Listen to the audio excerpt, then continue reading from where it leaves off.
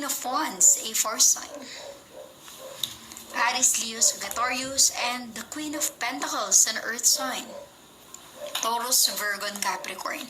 Gaya ng sabi ko, you have two queens in the Empress energy. Ang iba sa inyo, single parent, solo parent. Ikaw na ang umako ng responsibility sa pamilya mo. Ikaw yung lumalaban para magbigyan sila ng magandang buhay. Ikaw yung nagtatrabaho, kumakayod para sa kanila.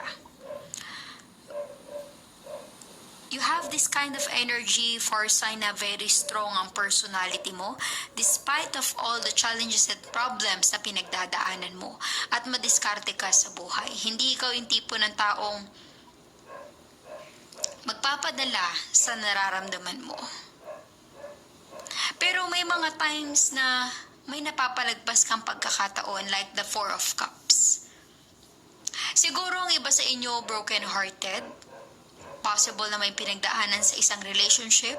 Maaring meron kang mga dumadating na manliligaw or suitors, marami kang tagahanga, pero takot ka na magmahal. Takot ka na mag-invest ulit ng feelings dahil ayaw mo nang masaktan.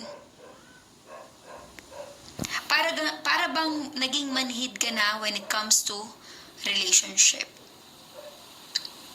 Because of your past situation na hindi ka makaget over, hindi ka makamove on.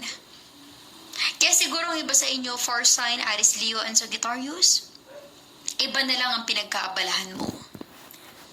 Like business, career, trabaho, na kung saan alam mong mas makakatulong ito sa pamilya mo. Maaaring ang iba sa inyo, may nagtatanong, kailan ka mag-aasawa, something like that. Wala kang plano, yun ang lagi mong sagot. Wala na yun sa mga plano mo sa buhay. Okay? I'm really getting here because of your past situation. Maaaring nagkaroon ka ng past failure.